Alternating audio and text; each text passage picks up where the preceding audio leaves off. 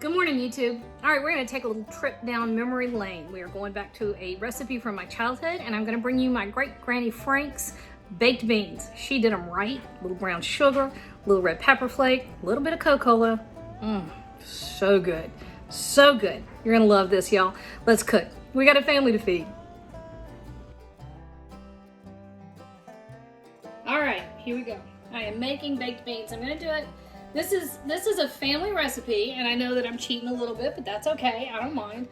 This recipe actually was how my great-grandmother made them. So, ta-da!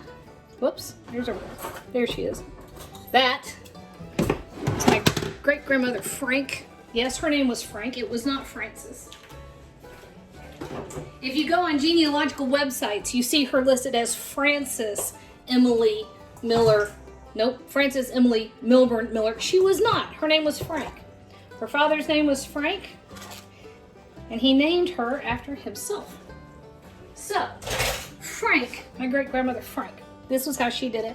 How my grandmother did it. This is how I do it. It doesn't get any better. All right, that's 2 of the big cans of baked beans.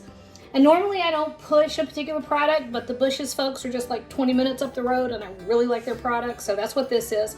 And I just put it in a strainer and got all of the pre-made sauce off of it. It's a high quality product, but it's not it's not enough. I like to oomph it up. All right, so here's how we do that. So we've got 1/2 cup of just regular old ketchup and 1 regular sized onion diced up. If you want to, my grandmother would sometimes throw in a bell pepper too. I like that. I don't have one, and often as not, she would leave it out. Okay, so 1 onion right in there, a good tablespoon of dry mustard, 1/2 teaspoon of cayenne, 1/2 teaspoon of crushed red pepper flake. I promise that's what was in there. I forgot what that was. That's a teaspoon of garlic powder, a good 2 teaspoons of crushed black pepper, just like that.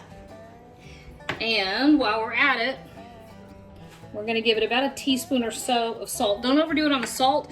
There was salt in the beans originally, and then there is salt in the ketchup, and you can get them too salty.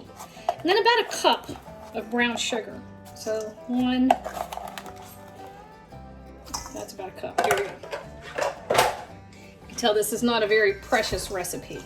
All right, now I have the oven preheated to 350 degrees. And we're just gonna give this a good stir. Now, a couple of things. Very few baked bean recipes in the South do not have some sort of pork component. Now, how you do that is up to you. This is one way. Right?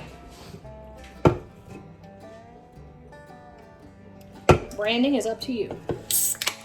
We're in the South. Let's see, how much am I using? I'm gonna measure it so I can tell y'all.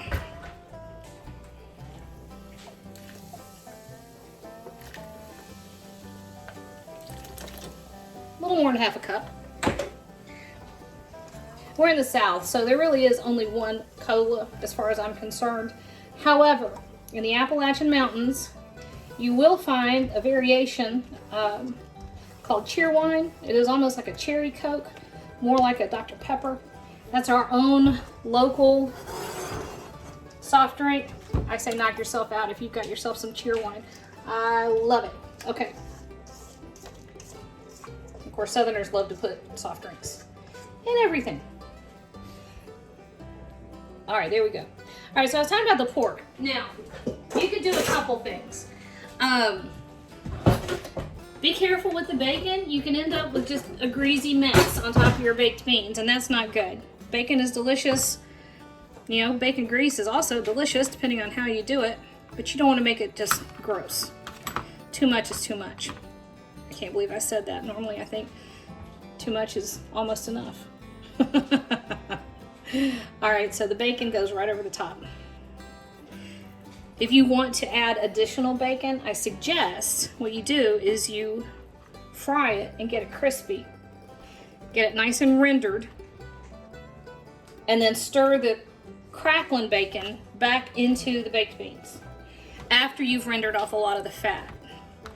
If you try to bake it in with the baked beans from raw, if it's stirred into the baked beans, it doesn't really have a chance to render, and you're going to end up with kind of a greasy, goopy mess. All right, that's about perfect. Okay, that was, I don't know, 1, 2, 3, 3.5 strips of bacon.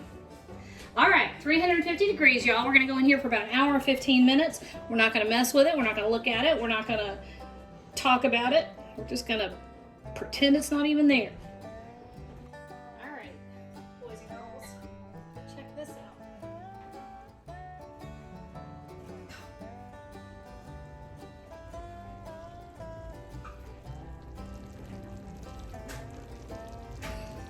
It should be bottled and sold as cologne.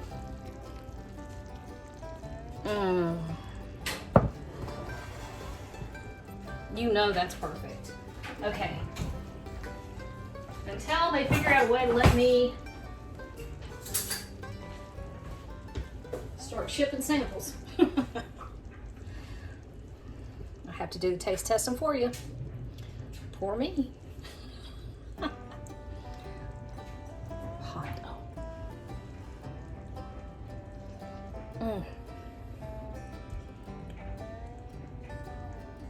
So good. It's sweet, little kick on the back end. It's rich, so good. Man, it tastes like my childhood right there.